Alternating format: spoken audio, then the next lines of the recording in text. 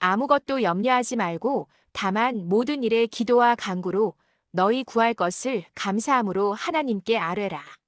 그리하면 모든 지각에 뛰어난 하나님의 평강이 그리스도 예수 안에서 너희 마음과 생각을 지키시리라. 왜 이 구절인가? 여러분, 오늘 우리가 함께 나눌 말씀은 빌립보서 4장 6절과 7절입니다. 솔직히 말씀드릴게요. 저는 이 구절을 선택하면서 좀 망설였습니다. 왜냐하면 이 구절 너무 유명하잖아요. 교회 다니시는 분들은 거의 다 아시는 구절이에요. 아무것도 염려하지 말라. 액자로도 많이 걸려 있고 캘리그라피로도 많이 쓰이죠. 그런데 말입니다. 저는 이렇게 생각했어요. 우리가 이 구절을 정말 알고 있는 걸까? 아니면 그냥 들어본 것일까? 2025년 대한민국. 우리는 지금 어떤 시대에 살고 있습니까? 통계청 자료에 따르면 대한민국 성인 4명 중 1명이 불안장애를 경험한다고 합니다. 항불안제 처방량은 10년 전 대비 2배 이상 증가했어요. 번아웃이라는 단어가 일상어가 됐고 멘탈 관리가 자기 개발의 핵심 키워드가 됐습니다. 새벽 3시에 잠 못 이루며 천장을 바라보신 적 있으신가요? 내일 있을 발표 때문에, 아이의 성적 때문에, 이번 달 카드값 때문에 승진해서 밀릴까봐, 건강검진 결과가 두려워서 우리는 염려의 시대를 살고 있습니다. 그래서 오늘 저는 이 익숙한 구절을 조금 낯설게 들여다보려 합니다. 2000년 전 로마 제국의 감옥에서 쓰인 이 편지가 2025년 대한민국을 살아가는 우리에게 어떤 의미가 있는지 함께 생각해 보겠습니다. 먼저 이 편지가 쓰인 상황을 알아야 합니다. 여러분, 빌립보서를 쓴 사람이 누구죠? 네, 사도 바울입니다. 그런데 바울이 이 편지를 어디서 썼는지 아시나요? 감옥입니다. 바울은 로마의 감옥에 갇혀 있었어요. 정확히 말하면 가택연금 상태였는데 언제 재판이 열릴지 그 결과가 어떻게 될지 전혀 알 수 없는 상황이었습니다. 사형 선고를 받을 수도 있었어요. 자, 여기서 잠깐 현대적으로 비유해 볼게요. 여러분이 회사에서 갑자기 대기발령을 받았다고 생각해 보세요. 그것도 중징계 심의위원회에 회부된 상태로요. 언제 결과가 나올지 모릅니다. 해고당할 수도 있고 복직될 수도 있어요. 그 불확실한 기다림 속에서 몇 달을, 어쩌면 몇 년을 보내야 합니다. 바울이 바로 그런 상황이었어요. 그런데 이 사람이 뭐라고 썼습니까? 기뻐하라. 내가 다시 말하노니 기뻐하라. 그리고 바로 이어서 아무것도 염려하지 말라. 이게 말이 됩니까?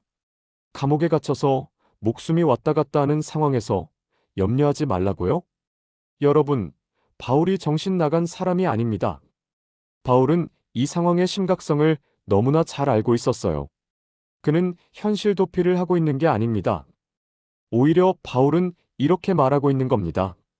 나도 안다. 상황이 엉망이라는 거. 그런데 내가 발견한 게 있어. 이 상황에서도 염려하지 않을 수 있는 방법을. 자, 이제 본문을 조금 더 자세히 들여다봅시다. 아무것도 염려하지 말라. 여기서 아무것도에 해당하는 헬라어 원어가 있습니다. 메덴이라는 단어예요. 이 단어는 정말 아무것도, 전혀, 하나도라는 뜻입니다. 예외 조항이 없어요. 영어 성경 NIV에서는 이렇게 번역됩니다. Do not be anxious about anything. anything. 어떤 것에 대해서도 큰 일이든 작은 일이든 합리적인 걱정이든 비합리적인 걱정이든 전부 다 포함입니다. 자, 여기서 현대인인 우리는 반박하고 싶어집니다. 아니, 그래도 걱정할 건 걱정해야지. 그게 책임감 있는 거 아니야? 현실적으로 준비해야 할 게 있잖아. 마냥 낙천적으로 살 수는 없지. 맞는 말입니다. 바울도 그걸 알아요. 그래서 바울은 염려하지 말라고만 하고 끝내지 않습니다. 대안을 제시합니다. 다만 모든 일에 기도와 간구로 너희 구할 것을 감사함으로 하나님께 아뢰라. 여기서 핵심 구조가 보이시나요? 아무것도 염려하지 말고 다만 모든 일에 기도하라. 아무것도와 모든 일에가 대칭을 이루고 있어요. 바울이 말하는 건 이겁니다. 내가 염려하려고 했던 모든 것을 그 에너지를 그대로 기도로 전환하라. 여기서 염려하다에 해당하는 헬라어를 봐야 합니다. 메림나오라는 동사예요. 이 단어의 어원이 재미있습니다. 메리조, 즉 나누다, 분리하다에서 왔어요. 염려라는 건 뭘까요? 마음이 나뉘는 겁니다. 현재에 온전히 있지 못하고 마음이 과거와 미래로 찢어지는 것. 이게 염려의 본질입니다. 현대 심리학에서 말하는 불안 앵자이어티의 정의와 놀랍도록 일치해요. 불안은 현재에 존재하지 않는 위협에 대한 반응입니다. 아직 일어나지 않은 일 또는 이미 지나간 일에 마음이 사로잡혀서 지금 여기에 온전히 존재하지 못하는 상태. 예를 들어볼게요. 여러분이 아이와 놀이공원에 왔습니다. 아이는 신나서 뛰어다니고 롤러코스터를 타자고 조릅니다. 그런데 여러분의 머릿속에는 내일 있을 프레젠테이션 생각이 떠나질 않아요. 몸은 놀이공원에 있는데 마음은 회사 회의실에 있는 거죠. 아이가 아빠, 저거 타자 하는데 여러분은 응, 그래 하면서도 눈은 핸드폰을 보고 있어요. 혹시 회사에서 연락 온 거 없나? 이게 메림나오입니다. 마음이 나뉜 상태. 우리는 이런 상태로 얼마나 많은 시간을 보내고 있을까요? 기도는 어떻게 다른가? 바울은 염려 대신 기도하라고 합니다. 그런데 여기서 바울이 사용한 단어들을 보면 그냥 기도해가 아니에요. 아주 구체적입니다. 기도와 간구로 너희 구할 것을 감사함으로 하나님께 아뢰라.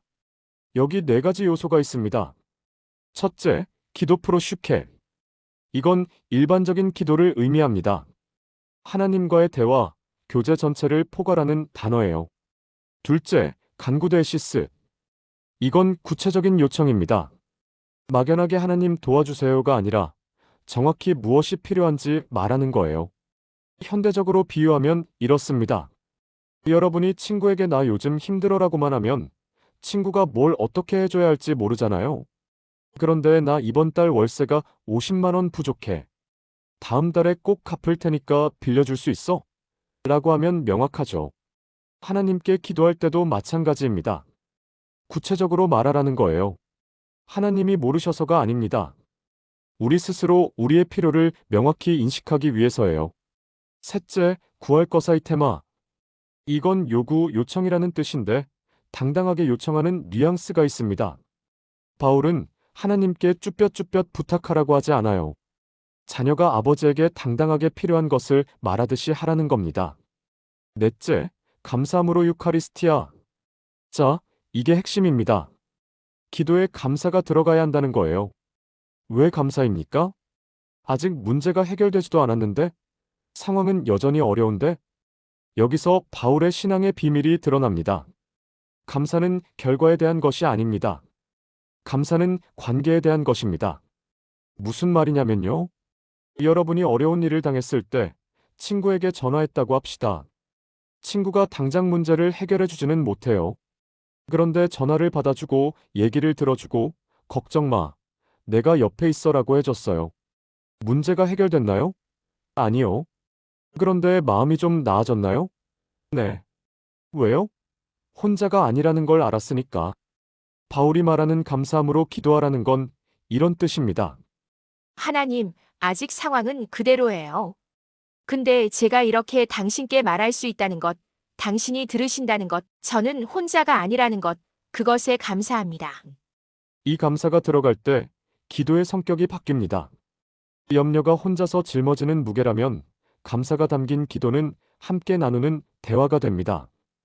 이제 7절을 봅시다. 그리하면 모든 지각에 뛰어난 하나님의 평강이 그리스도 예수 안에서 너희 마음과 생각을 지키시리라. 여기서 평강이라는 단어, 헬라어로 에이레네입니다. 이 단어는 히브리어 샬롬의 번역어이기도 해요. 샬롬은 단순히 평화가 아닙니다. 완전함, 온전함, 아무것도 부족함이 없는 상태를 의미합니다. 영어 성경 NIV에서는 이렇게 번역했어요. Under the peace of God, which transcends all understanding, will guard your hearts and your minds in Christ Jesus. transcends all understanding. 모든 이해를 초월하는. 이게 무슨 뜻일까요? 상황이 변하지 않아도 찾아오는 평강이라는 뜻입니다. 논리적으로 설명이 안 되는 평강. 상식적으로는 불안해하는 상황에서 찾아오는 평강. 바울 자신이 그랬잖아요. 감옥에 갇혀 있으면서 기뻐하라고 쓰고 있었으니까. 상황은 하나도 좋지 않은데 그의 마음에는 평강이 있었던 겁니다. 그리고 여기서 지킨다는 표현을 주목하세요. 지키다에 해당하는 헬라어는 프루레오입니다. 이건 군사 용어예요. 군인이 보초를 서며 성을 지키는 것을 의미합니다. 현대적으로 비유하면 경호원이 VIP를 에워싸고 보호하는 것과 같습니다. 무엇을 지킵니까? 너희 마음과 생각을. 우리의 감정과 사고, 그 둘 다를 하나님의 평강이 경호원처럼 지켜준다는 겁니다. 여러분, 불안이 공격해 올 때 어디를 공격합니까? 감정을 공격합니다. 두렵게 만들고, 초조하게 만들고, 우울하게 만들어요. 생각을 공격합니다. 최악의 시나리오를 그리게 하고, 부정적인 생각이 꼬리에 꼬리를 물게 해요. 그런데 하나님의 평강이 그 둘을 지켜준다는 겁니다. 마치 좋은 경호원이 위협이 오기 전에 미리 차단하듯이 하나님의 평강이 불안과 염려가 마음과 생각에 침투하기 전에 막아준다는 거예요. 자, 이제 이 말씀을 우리 삶에 적용해 봅시다. 첫째, 염려는 죄가 아니라 인간의 자연스러운 반응입니다. 바울이 염려하지 말라고 한 건 염려하는 것 자체가 죄라서가 아닙니다. 염려하면 나쁜 사람이 되는 게 아니에요. 예수님도 겟세마네 동산에서 심히 고민하고 슬퍼하셨다고 성경에 나옵니다. 예수님도 십자가를 앞두고 고통스러워하셨어요. 바울이 말하는 건 이겁니다. 염려가 찾아올 때 거기 머물러 있지 마라. 그것을 가지고 하나님께 가라. 염려 자체가 문제가 아니라 염려 속에 혼자 갇혀 있는 것이 문제입니다. 둘째, 기도는 결과를 보장하지 않지만 관계를 확인시켜 줍니다. 솔직히 말씀드릴게요. 기도한다고 다 이루어지는 거 아닙니다. 취업 기도했는데 떨어질 수 있어요. 병 고침 기도했는데 낫지 않을 수 있습니다. 바울도 자신의 육체의 가시를 없애달라고 3번이나 기도했지만 하나님은 그것을 제거해 주시지 않았습니다. 그러면 기도의 의미는 뭘까요? 기도는 우리를 홀로 염려하는 상태에서 끌어내어 하나님과 연결된 상태로 옮겨줍니다. 여러분, 육아하시는 분들 계시죠? 아이가 무서운 꿈을 꾸고 울면서 깨어났을 때 여러분이 괜찮아, 엄마 여기 있어 하면서 안아주면 아이가 진정되잖아요. 그 포옹이 악몽의 내용을 바꿔줍니까? 아니요. 미래에 다시는 악몽을 안 꾸게 해줍니까? 아니요. 그런데 아이가 안정을 찾습니까? 네. 왜요? 혼자가 아니라는 걸 알았으니까. 자기를 사랑하는 존재가 곁에 있다는 걸 느꼈으니까. 기도가 그렇습니다. 기도는 우주를 다스리시는 하나님이 나의 아버지라는 것을, 그분이 내 말을 들으신다는 것을, 내가 혼자가 아니라는 것을 확인하는 행위입니다. 셋째, 모든 지각에 뛰어난 평강은 이 불안의 시대에 가장 필요한 것입니다. 우리 시대의 해결책들을 한번 볼까요? 불안하면 명상 앱을 깔아라. 운동을 해라. 상담을 받아라. 약을 먹어라. 이것들이 다 나쁜 것들입니까? 아니요. 다 도움이 될 수 있어요. 저도 이런 것들의 가치를 부정하지 않습니다. 그런데 이것들의 한계는 뭘까요?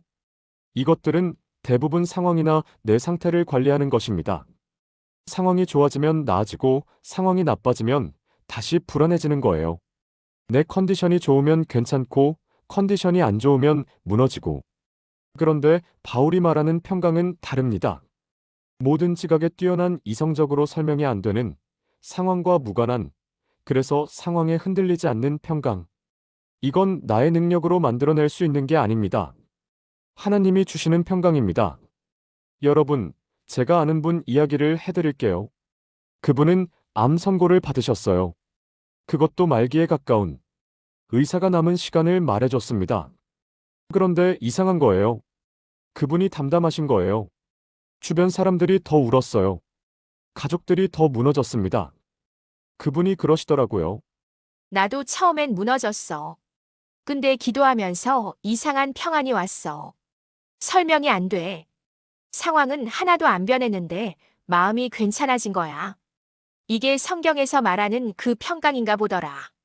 이게 모든 지각에 뛰어난 하나님의 평강입니다. 마지막으로 구체적으로 어떻게 하면 좋을지 몇 가지 제안을 드릴게요. 첫째, 염려일기를 써보세요. 오늘 하루 무엇이 걱정되었는지 적어보세요. 적고 나서 그 하나하나를 기도 제목으로 바꿔보세요. 이번 달 카드값이 걱정이다. 하나님, 이번 달 재정 상황을 주님께 맡깁니다. 지혜를 주세요. 적어놓고 기도하면 머릿속에서 뱅뱅 도는 것보다 훨씬 정리가 됩니다. 둘째, 감사 먼저 원칙을 세워보세요. 기도할 때 부탁부터 하지 말고 감사 세 가지를 먼저 말해보세요. 아무리 어려운 상황에서도 감사할 것은 있습니다. 오늘 눈을 뜬 것, 숨 쉬고 있는 것, 이 글을 볼 수 있는 것. 감사를 먼저 하면 기도의 분위기가 바뀝니다. 부족에서 시작하는 게 아니라 충족에서 시작하게 됩니다. 셋째, 주님, 저 지금 불안해요라고 솔직하게 말해보세요. 기도는 예쁜 말로 해야 하는 거 아닙니다. 시편을 보세요. 다윗이 얼마나 솔직합니까? 하나님, 어디 계세요? 왜 침묵하세요? 저 죽겠어요. 이런 기도도 있어요. 하나님은 우리의 솔직함을 원하십니다. 예쁘게 포장된 가짜보다 투박하지만 진짜인 것을 원하세요. 여러분, 염려는 없어지지 않습니다. 살아있는 한 염려할 일은 계속 생겨요. 취업 걱정 끝나면 직장 걱정, 직장 걱정 끝나면 결혼 걱정, 결혼 걱정 끝나면 육아 걱정, 육아 걱정 끝나면 노후 걱정. 인생은 걱정의 연속입니다. 그래서 바울이 준 처방은 염려가 없는 삶이 아닙니다. 염려가 있어도 평강이 있는 삶입니다. 염려가 찾아오면 그것을 붙들고 혼자 씨름하지 마세요. 그 염려를 가지고 하나님께 가세요. 구체적으로 말씀드리세요. 솔직하게 털어놓으세요. 그리고 감사를 잊지 마세요. 그러면 설명할 수 없는 평강이 찾아옵니다. 그 평강이 여러분의 마음을, 생각을 경호원처럼 지켜줄 것입니다. 오늘 이 시간 이후에도 염려가 찾아오겠죠. 그때 이 말씀을 기억하세요. 아무것도 염려하지 말고 다만 모든 일에 기도와 간구로 감사함으로 하나님께 아뢰라. 그리고 이것도 기억하세요. 바울이 이 편지를 쓸 때 그는 감옥에 있었습니다. 그런 상황에서도 평강을 누린 사람이 우리에게 말하고 있는 겁니다. 너도 할 수 있어. 나도 했으니까. 우리 모두 염려의 폭풍 속에서도 평강의 닻을 내릴 수 있기를 소망합니다. Under the peace of God, which transcends all understanding, will guard your hearts and your minds in Christ Jesus.